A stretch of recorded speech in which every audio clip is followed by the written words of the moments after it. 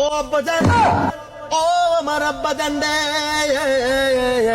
ও আমার বাপজান, কলিজার টুকরা আব্বাজান, আপনার কাছে আসছি আমি আরো একটা প্রস্তাব নিয়ে। এর আগে আপনাকে আমি একটা গান শুনিয়েছিলাম, সেই গানটা হলো আব্বাজান বিয়ায় আমায় তাড়াতাড়ি দিয়ে দেন।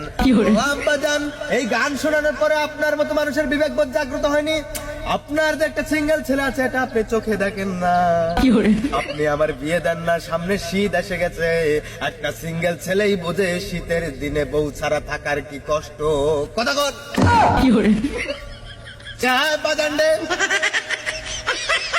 দিনের পর দিন কোল বালিশকে নিয়ে রাতের বেলা রাত্রি যাপন করেছি, ঘুমাইছি, কত যে কষ্ট হয়েছে এটা একমাত্র আমি জানি, আর আমার আল্লাহ মাবুদ জানে, যিনি আমাকে সৃষ্টি করেছে, আপনার গর্ভে আমার জন্মদান দিয়েছে।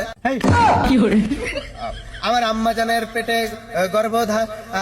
ও বাজান্ডে, আমি বিয়ের নেশায় পাগল হয়ে গেছি। কি থেকে কি বলতেছি, আমার কথাবার্তার লাইন গাট নাই। আব্বা জান, বেয়াদবি হলে মাফ করে দিবেন, এত কথার বাড়াতে চাই না।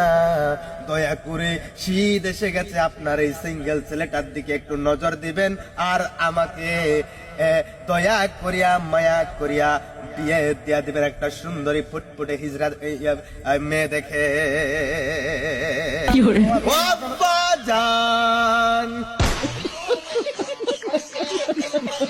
বাবা, তোমার তো মাথাটা মনে গেছে।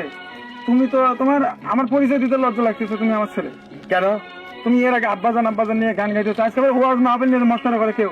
আব্বাজান, এটা মস্করা না আব্বাজান, এটা আমার ভিতরের কষ্টের বহিঃপ্রকাশ।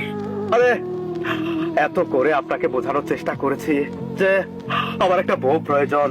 আরে কত করে আপনাকে বুঝিয়েছিলাম যে আব্বাজান আমার একটা বিয়ে দিয়ে দেন, বিয়ে না দিলে আমি নষ্ট হয়ে যাবো আব্বাজান, কিন্তু আপনি শুনেননি।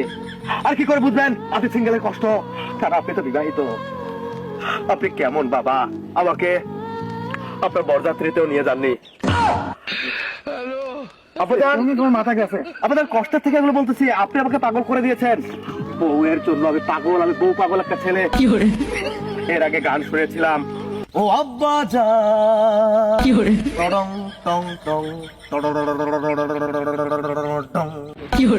মনে পড়ে আব্বাজান?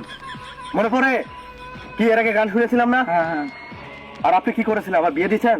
দেবো, অত ব্যস্ত হলে তো হবে না। আব্বাজান কেন? কোথায় সমস্যা? তুমি একটা কর্ম করো। কর্ম? ও, আমি বেকার জন্য